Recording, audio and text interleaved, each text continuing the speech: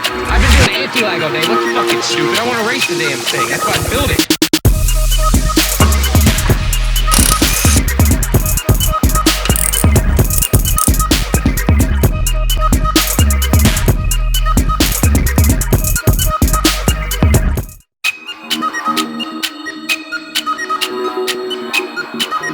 Good freaking morning, guys. What's going on? What's cracking? What's popping? Before this video starts off, do me a big favor. Go down below. Check out the Facebook and Instagram. Always posting stuff way ahead of time there. If you want quick updates and new stuff of what's going on, go check that out. Also, go check out the website. I've got new key tags, hats, all sorts of cool stuff down there. So go check it out for me. Now let's get to the video. The Lowe's already and took the MR2 for a drive. And the one thing I realized, I don't think I've taken video of it since I had the front bumper and everything painted and got everything fixed for the most part. It just needs more low now, as you can see, and I need to get these tires off and add about 2.5 degrees of camber in the front and about 1.5 degrees of camber in the rear, and it should be good to go then. But I just think I don't know, like that front sticking out there it drives me absolutely fucking boinkers. And that tire sticks out a good ½ inch past the rim, like, or I should say 1/4 inch, not ½ inch, which is just absurd. Like, I know they're curb protector tires, but why the fuck they sell performance tires and curb protectors, I have no idea. And it really pisses me off still that SimpleTire.com sold them to me and said, oh yeah, after the fact, oh yeah, they're curb protectors. You should have listed that on your website. Oh, well, whatever, idiots. But I digress. So yeah, got it all cleaned up there yesterday. One thing I noticed though, if you guys can even pick up, they got these little dots here from a respray. I need to have Travis spray the whole car because I hate single stage paint anymore. The front bumper is a dual stage, and you can tell when you're cleaning up so much easier. It looks shiny where the rest of it looks kind of dull. I'm always having to polish it out. So yeah, it's getting there. It just needs a little bit more work. Obviously, the Supra is still in here on jack stands. The rear end is down at Freed Engineering right now. I'm waiting for them to finish it up. I did get the OS Geiken down to them right away, so they'll have the 1.5 way in and up and moving again. Before I get too far into this, I want to say too, Stan Stagger Media is coming, so Tony's coming up here. I got a couple other people coming by. We're going to get some rollers today, so that should be some fun. Go check out his page. I'll link it all down below here. So waiting for him to show up, but a couple more things I want to talk about this and explain to you guys why I didn't go to the 8.8 or 9-inch rear end. So I got a lot of comments, you know, asking why I didn't go 8.8 or why I didn't go 9-inch rear end, and a lot of it comes down to the most basic thing possible: cost. Cost for what I need. So the car realistically wouldn't even blown up that Torsen. Now they are hit or miss, you know, they've blown up at stock levels from wheel hop or from just, they wear out. Torsens wear out, the gears wear out, and if they lock up, you can have some real serious issues. But that's not what we're really here to talk about.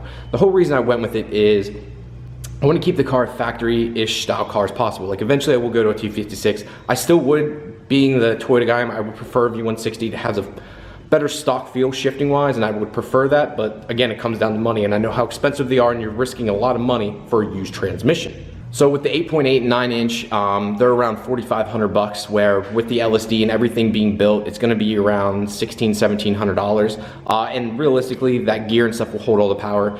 I talked to Joe Fisher, you know, he said on drag radios and stuff, he said they have a 200 millimeter, they're using their drag cars, and they're making 1,100 wheel horsepower. And he said, well, not on drag radios, but on slicks, true slicks with a soft sidewall, it was taking it all day, every day. Now, eventually they were braking, but I'm not doing anything like that. He said on drag radios, 700, 800 wheel horsepower is about the max on those, and I'm not even making that power. So it should be plenty fine. Hopefully the ring gear and everything's good in this one. If not, I'll have to buy another one for around $100. That's another good thing. You can literally buy an entire diff for around $100, open diff, but I already have the OS Geiken, so you can switch them in them out. That's what Joe Fisher was doing when he'd bust a ring gear. He'd just take that apart, put the other LSD in it. Now it does cost money, obviously, but someone like me, if I don't do any more dumb shit like that, like banging second gear and getting wheel hop, it'll suffice and be fine. So I just wanted to explain that real quick. So I'm gonna kind of sit back here and relax until Tony gets here now. All right, guys. So we've got Curtis's beautiful M3.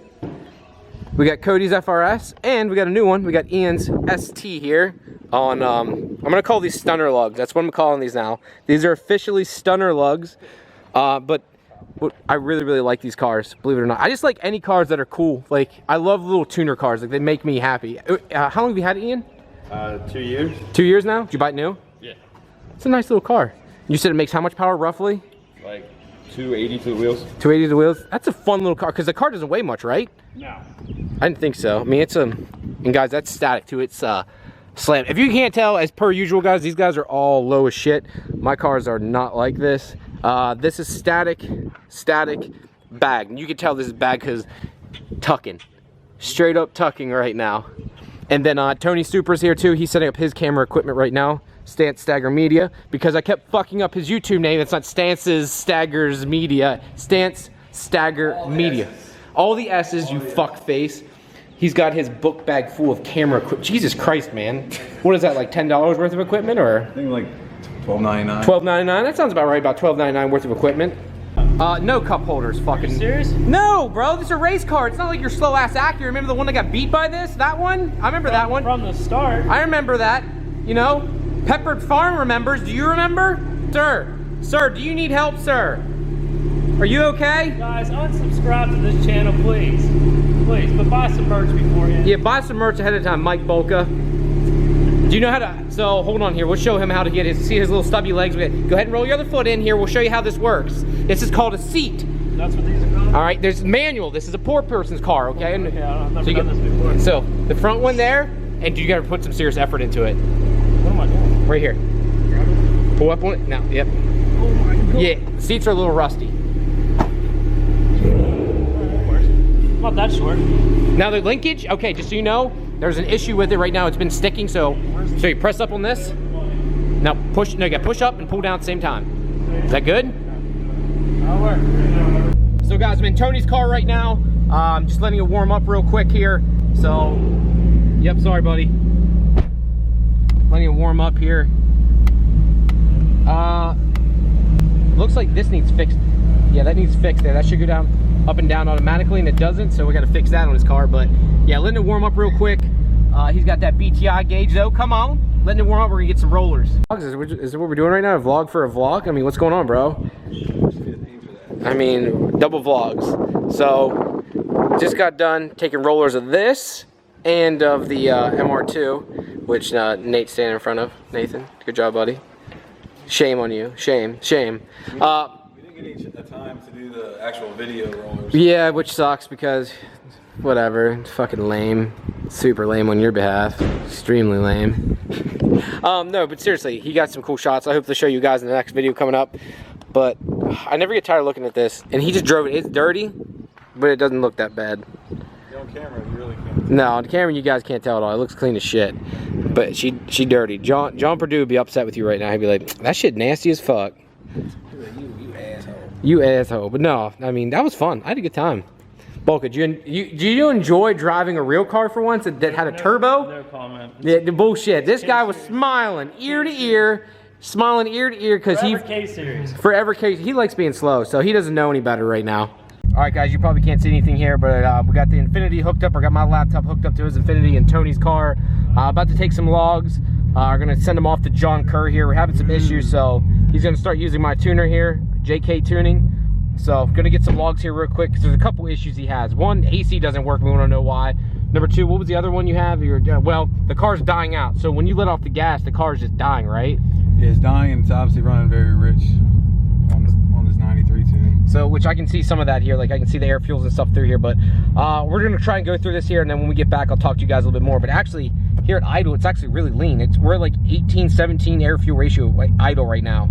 At least that's what my computer's showing me. Tell me otherwise. Yeah, 16 to 18. Yep, it's really, really lean. Oh boy, that's really lean, even at idle. I mean, it's not gonna hurt anything per se, but yeah, that's really lean.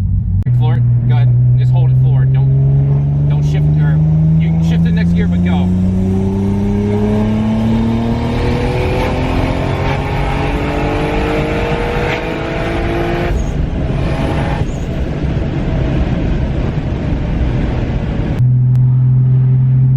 All right, go ahead.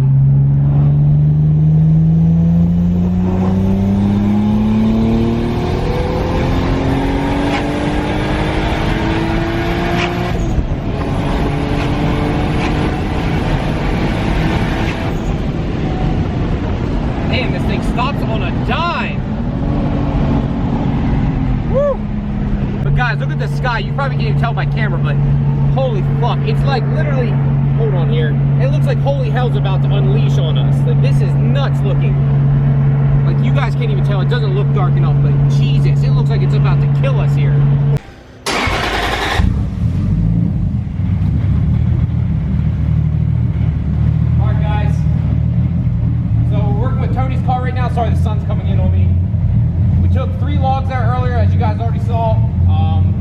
off to John Kerr and have him look at it. The car hasn't been running right. When you come to a stoplight, the car tends to stall out.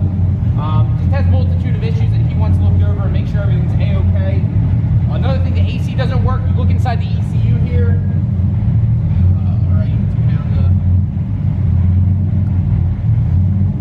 There it is, Ellis Ford. Yep. We can see here that it's triggering on and off. So you can see here it's showing 100 value right now. As soon as I hit the off button, you'll see it click off.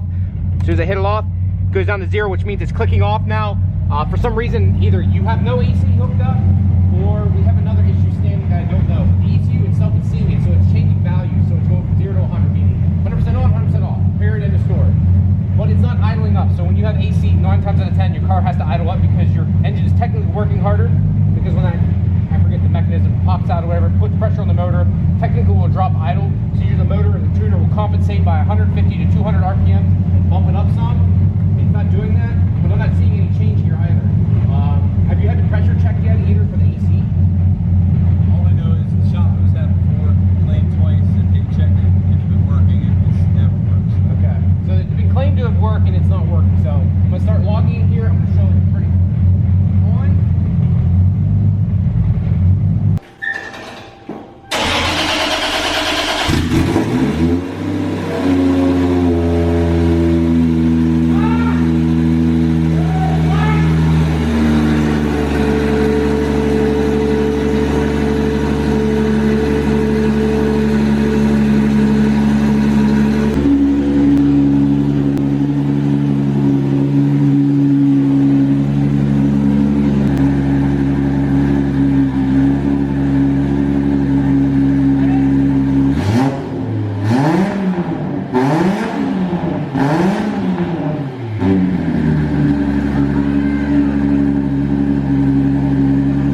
Got some time lapse on time lapses. Got some manly drinks here.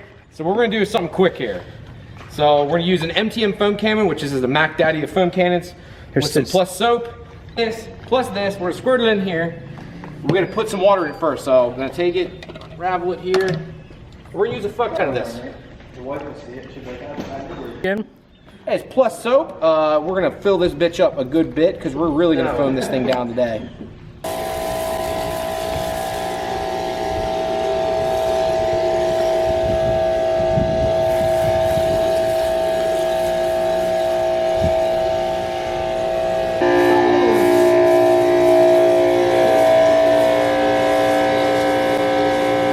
Got finish last, man.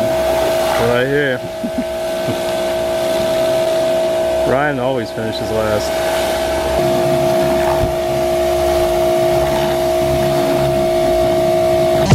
There goes a sight from my soul.